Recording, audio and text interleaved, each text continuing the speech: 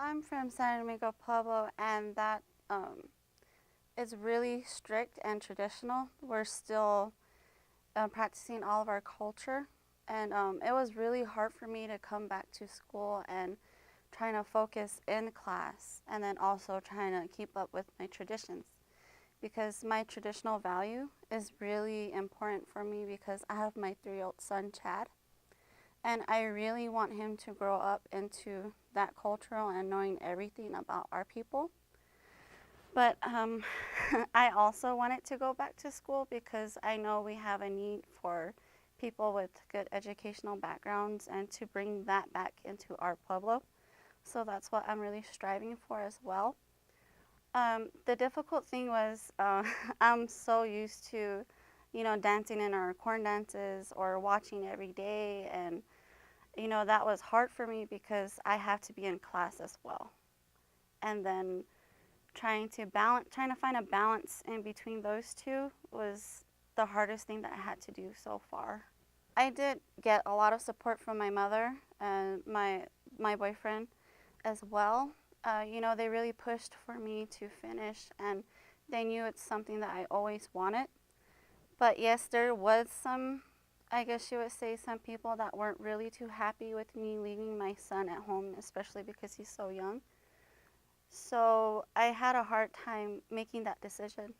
That was a very difficult decision because I don't really like to go against my family or to even go against our culture.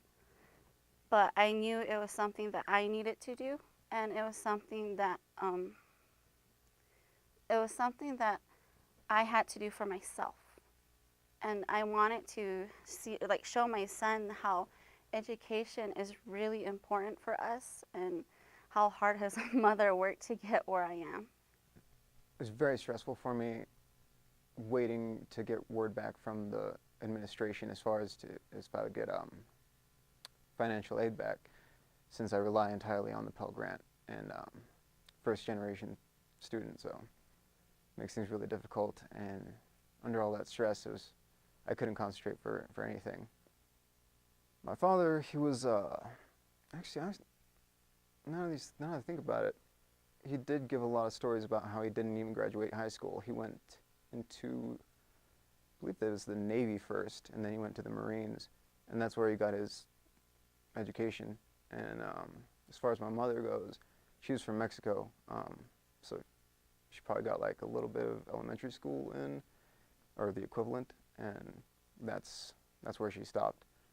So all of this is extremely new to me, and it's awesome. So usually my day starts off with, I wake up like about 7 in the morning because my daughter wakes up early.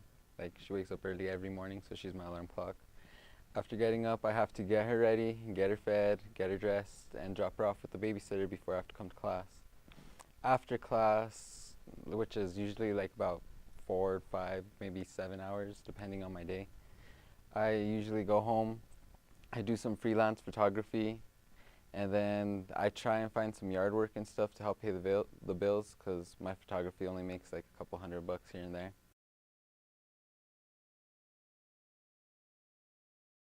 When I first started here, I started at the remedial courses. I had to basically learn everything all over again because I've been out of school for so long.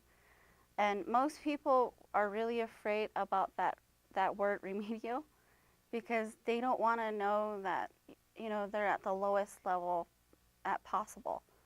And when I was at that level, those teachers actually helped me bump up into the college courses so fast.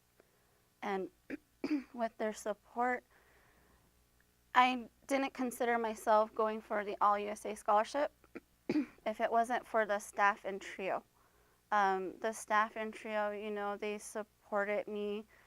They helped tutor me and find other scholarships that were available. Yeah, it was kind of shocking when I got here that the faculty sticks around after class and talks to their students, and even about assignments that aren't for their class, they'll, someone will come up to the teacher and say, hey, I have this other class where I need to create this kind of lighting. What can you show me that will work? And the teacher's fine with sitting around as long as it takes and, walking them through it. And, so, oh, well, yeah, I can show up that day and advise, and it's you know, stunning. It's really nice to see. Yeah, my teachers make a difference in me wanting to come to class. They make me want to come even more because I want to learn more. I want to push myself to become better. I don't want to be just like a standard person that just has an everyday like minimum wage job. No, I want to succeed. I want to get out there. I want to try to do better for me and my daughter. I wasn't really fond of the big universities because I was so afraid that I might fail.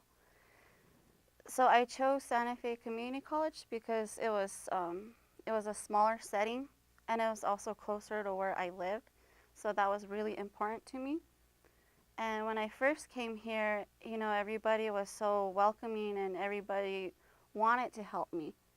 And that's what I really liked. And from the very first year I started here, I made a lot of friends with the instructors, and then the friendship just started growing. You know, they wanted me to succeed. They pushed me to my limits, and to the point where one of my instructors was like, well, I know you can do better than this.